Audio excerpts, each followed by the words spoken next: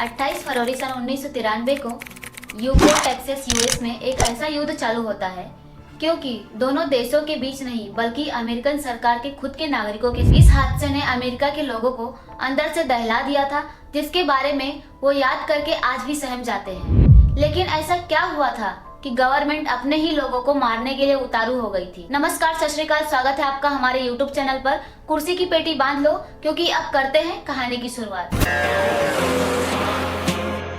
ATF raid had become the longest shootout in American law enforcement history.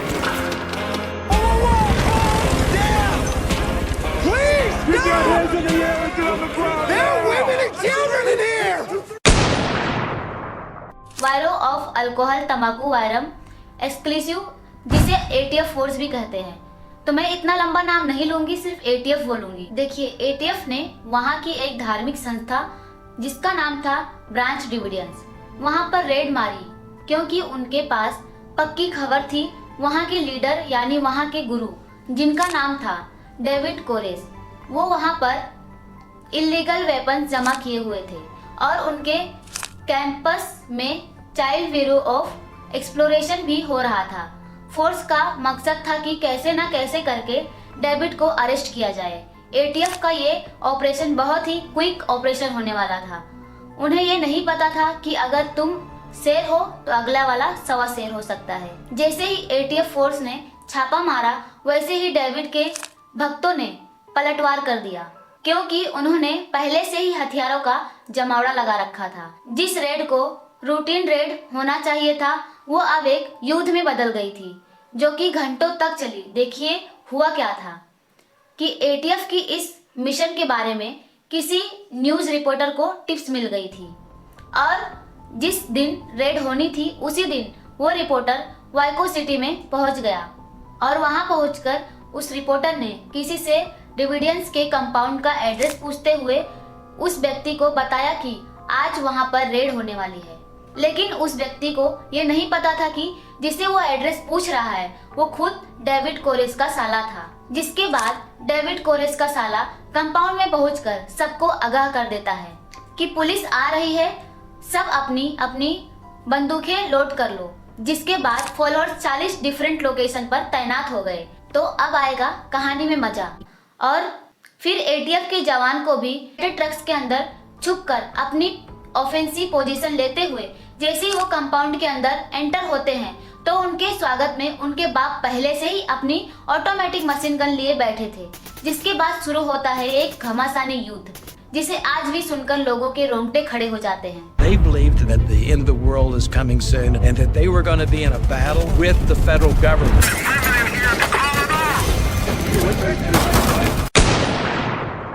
ये युद्ध करीब 2 घंटे तक चला। डेविडियंस के फॉलोअर्स को उलझाने के लिए हेलीकॉप्टर मंगवाया गया, लेकिन उन्हें भी मुंह की खानी पड़ी और दुम दबाकर भागना पड़ा क्योंकि उस हेलीकॉप्टर को डेविडियंस ने गोलियों से छल्ली कर दिया था। ATF के जवान बिल्डिंग के हर कोने से एंटर करने की कोशिश कर रहे थे, बताते हुए मुझे हंसी आ रही है, लेकिन सीढ़ियों का इस्तेमाल कोई इनसे सीखे। देखिए, मैटर ऐसा हो गया था कि बिल्कुल क्लोज फाइट चल रही थी और वही जो जवान बाहर बंकर बंद गाड़ियों के पास खड़े हुए थे वो अंधाधुंध बिल्डिंग के ऊपर गोलियां चला रहे थे। उन्हें ये भी फिक्र नहीं थी कि उस बिल्डिंग के अंदर औरत और बच्चे भी मौजूद हैं। तभी एक ब्रांच डेविडियंस का एक फॉलोअर्स 91 पर कॉल करता है।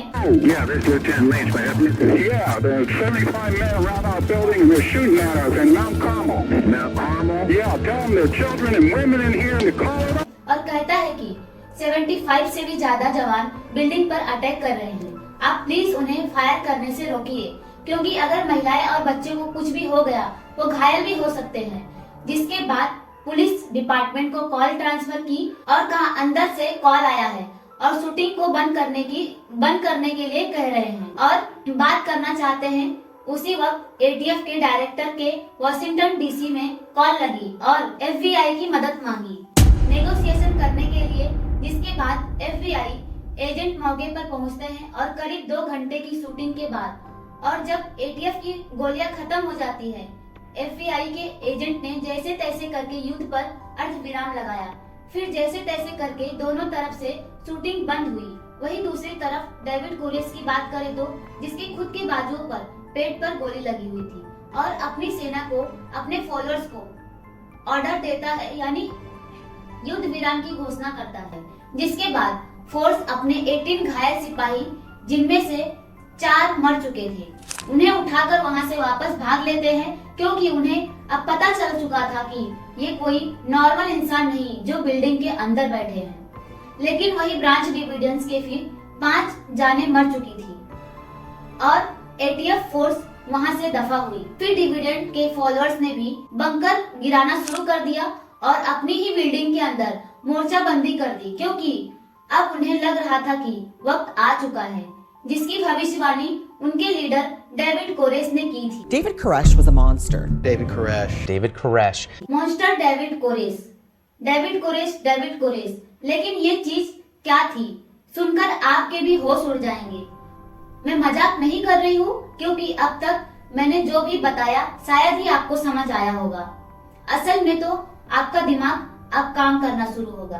डेविड कोरेस एक सिरफिरा कल्ट लीडर था, जो अपने आप को जीसस क्रिस्ट का सन यानी उसका बेटा मानता था, एक मसीहा बताता था और जिसका भाग्य दुनिया को अंत के समय तक ले जाना था। अकॉर्डिंग टू हिम, उसकी यही भविष्यवाणी थी कि उसने बाइबल का इस्तेमाल लोगों के ब्रेन वॉश करने के लिए किया।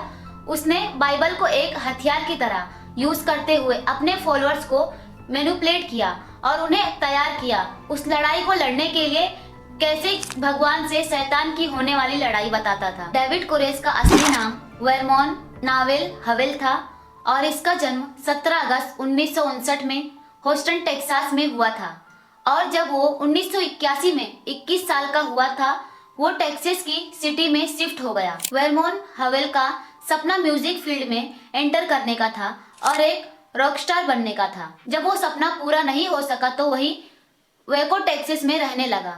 वही अंदर से टूट चुका था, इसलिए स्पिरिचुअल गाइडेंस के तलाश में निकल गया।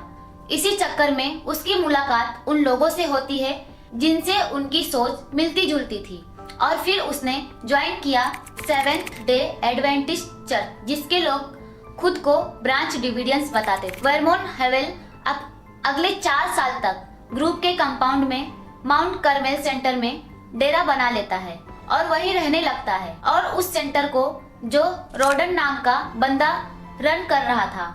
और इन्हीं 4 सालों में वर्नोन हवेल के पर्सनालिटी को देखते हुए ग्रुप के बहुत से लोग उसे बहुत लाइक करने लगे थे, खासकर जवान औरतें, और उसके कई अफेयर्स भी चल रहे थे। उसने तो कंपाउंड के मालिक की माँ, जिसकी उम्र 60 साल की थी, उसके साथ भी अफेयर चला रखा था। इसी के चलते उसे धक्के मारकर बाहर निकाल दिया गया और आश्चर्यजनक बात तो यह है कि उनके कई फॉलोअर्स जो उसी ग्रुप में थे वो भी उसे छोड़ हवेल के पीछे पीछे निकल पड़े और 2 साल तक इधर उधर धक्के खाने के बाद हवेल अपने कुछ फॉलोअर्स के साथ वापस आता है। उस सेंटर पर अपना मालिकाना हक जताना चाहता था, जो कि उसका था भी नहीं। 3 नवंबर 1987 वर्मोन हवेल के साथ और हथियारों से लैस होकर जो रोडन यानी कार्मेल सेंटर पर हमला कर देता है। 45 मिनट लड़ाई चली, जिनमें रोडन के सिर्फ एक उंगली पर चोट आई, लेकिन पुलिस ने जब तक चारों ओर से एरिया को घेर लिया और फिर वर्मोन हवेल और उसके फॉलोअर्स को जेल में बंद कर दिया और अटेम्प्ट मर्डर का चार्ज लगा दिया। लेकिन स्टेट कोर्ट में पेशी के दौरान ज्यूरी ने सबूतों के आधार पर उसको और उसके साथियों को बाइज्जत बरी कर दिया। वर्मोन हवेल उनके जेल से छूटने के बाद माउंट कार्मेल सेंटर का कोई मालिक नहीं था। सब उसे छोड़कर चले गए थे, क्योंकि उसके एक्स ऑनर यानी जो रोडन को मेंटल हॉस्पिटल में बंद कर दिया गया था, जहां से वो भाग गया था। हवेल ने इसी बात का फायदा उठाकर जोरोडन का बचा कुचा प्रॉपर्टी टैक्स भरा और ब्रांच का न्यू लीडर बन गया। उसकी लीडरशिप उसके फॉलोअर्स ने कंपाउंड को रिकंस्ट्रक्ट किया, FLL लाइसेंस लिया और अपने सारे गन्स बेचकर उसी कमाए हुए पैसे से वो अपने कंपाउंड को और ज्यादा मॉडिफाई करने लगा। इसके अलावा और ज्यादा हथियार खरीदने में लगा है और उसी वक्त वर्मोन हवेल ने अपना नाम बदलकर डेविड कुरेश कर दिया, क्योंकि इंस्पायर्ड रॉकिंग डेविड, जिसके बाद उसके फॉलोअर्स मानो जैसे कि उसकी पूजा ही करने लगे। वो उनके लिए भगवान बन गया था। और जब वो उस ग्रुप की हर चीज को कंट्रोल करने लगा, खाने से लेकर सोने तक, कौन सी लड़की माँ बनने की लायक है और कौन सी नहीं, उसने तो वहाँ जितने भी लोगों की शादियाँ हुई थी उसने उन शादियों को खत्म करने को कहा, और वहाँ जितने भी मर्द थे उनसे कहा कि तुम्हारी बीबी या आज से मेरी बीबी है, और उन मर्दों को सिंगल रहने की शपथ दिलाई।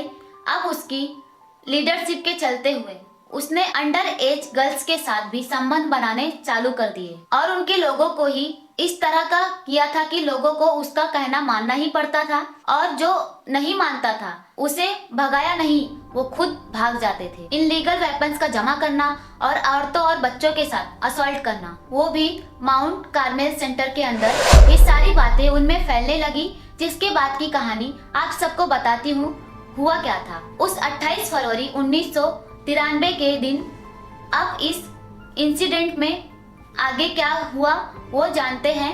तो एटीएफ फोर्स ने जब अपने पैर वापस खींच लिए, तब जाकर ये मामला हाथ में आ गया, और एफबीआई ये बिल्कुल नहीं चाहते थे कि कोई खून खराबा हो, जिसके बाद चालू होती है एफबीआई की डेविड कुरेश के साथ बातचीत, नेगोशिएशन। डेविड कुरेश ने एफबीआई के लाख मनाने के बाद भी सरेंडर नहीं करना, पर कुछ समझौतों पर जरूरत, जैसे कि वो हर बार 2 बच्चों को रिलीज करेगा जब उसे रेडियो पर ब्रॉडकास्ट करने दिया जाएगा। और जब एफबीआई ने ये बात मानी तो शुरू होता है रेडियो ब्रॉडकास्ट। वो रेडियो में कोर्ट के बारे में बताता है, देवताओं के बारे में बताता है, और लोगों को मैनिपुलेट करने की कोशिश करता है, और बताता है कि कैसे ईश्वर ने उसे सिलेक्ट किया इस दुनिया को अंत तक ले जाने के लिए। अगले 10 दिन तक यही चल रहा था।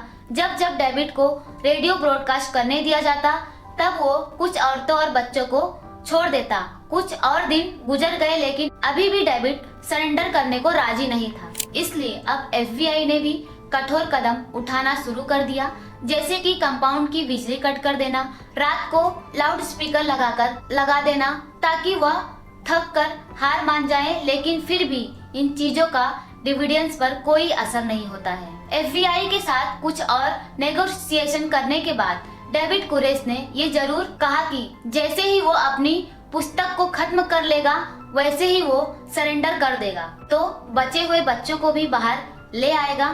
पहले तो मान गया, लेकिन जब एफबीआई को पता चला कि जो 21 बच्चे जो उसने पहले छोड़े थे उन पर एब्यूज हुआ था, तो एफबीआई की अब मेन प्रायोरिटी बन गई थी कि कैसे भी करके कुल बच्चों को लेकर आना चाहिए। उसके लिए उन्हें डेविड को मारना ही क्यों ना पड़े। और वही दूसरी तरफ अमेरिका के राष्ट्रपति ने भी मंजूरी दे दी। 19 अप्रैल 1993, अब 50 दिन से भी ज्यादा हो चुके थे। इस खेल में यूनाइटेड स्टेट ऑफ अमेरिका की आर्मी चालू हो चुकी थी।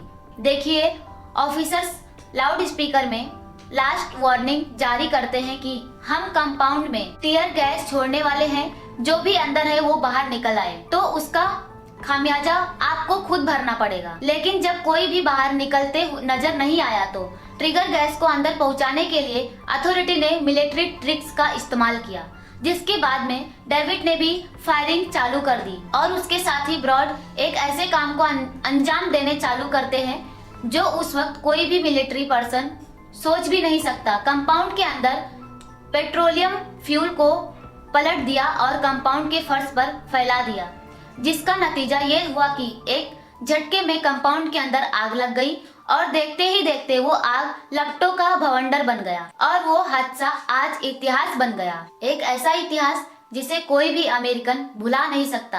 अब मैं आपको थोड़ी सीरियस बात बताने जा रही हूँ। दोनों ही पक्ष, चाहे वो डेविड कुरेश था या फिर एफबीआई, इन दोनों में कोई अंतर नहीं था। वो दोनों ही मासूम बच्चों की जिंदगी को खतरे में डाल रहे थे। दोनों ही पक्ष भगवान बनना चाहते थे, लेकिन इतिहास ने उन्हें ये जरूर समझा दिया कि नर्क बनाए बिना कोई भी कोड गेम नहीं खेला जा सकता। 76 से भी ज्यादा डिविडेंड्स आग के लपटों में समा गए, जिनमें से 27 बच्चे थे। वो मासूम जाने चिल्लाती रही, तड़पती रही, लेकिन इतिहास ने एक झटके में पन्ना पलट दिया। लेकिन जब इसके बारे में लोगों को पता चला तो लोग बहुत ही ज्यादा गुस्से में आ गए और अथॉरिटीज को इसका जिम्मेदार ठहराने लगे, क्योंकि इस काम का अंजाम देते वक्त काफी गलतियां हुई, जैसे कि आर्मी और ट्रक का इस्तेमाल करना ये बिल्कुल अनकॉन्स्टिट्यूशनल माना जाता है। लेकिन फिर भी आर्मी को बुलाया गया और फिर ऐसे टीयर गैस यूज की गई। अब फ्लेम भड़क सकती थी, लेकिन गवर्नमेंट का क्या है, वो पल्ला किसी और के माथे पर झाड़ देती है। हालांकि कोर्ट में ये अप्रूव कर दिया गया था कि आग डिविडेंड्स की वजह से लगी, लेकिन सबको पता है कि वो किस वजह से लगी। आप कमेंट करके जरूर बताएं, क्या ये काम यूएस आर्मी ने सही किया था? क्या यूएस गवर्नमेंट सही थी? इन सारे सवालों का जवाब हमें कमेंट बॉक्स में जरूर दीजिए। ये कहानी यही समाप्त करते हैं। मिलते हैं एक नई कहानी के साथ अगले एपिसोड में। हमारे YouTube फैमिली से जुड़े रहने के लिए हमारे चैनल को लाइक शेयर सब्सक्राइब करना ना भूलें। धन्यवाद।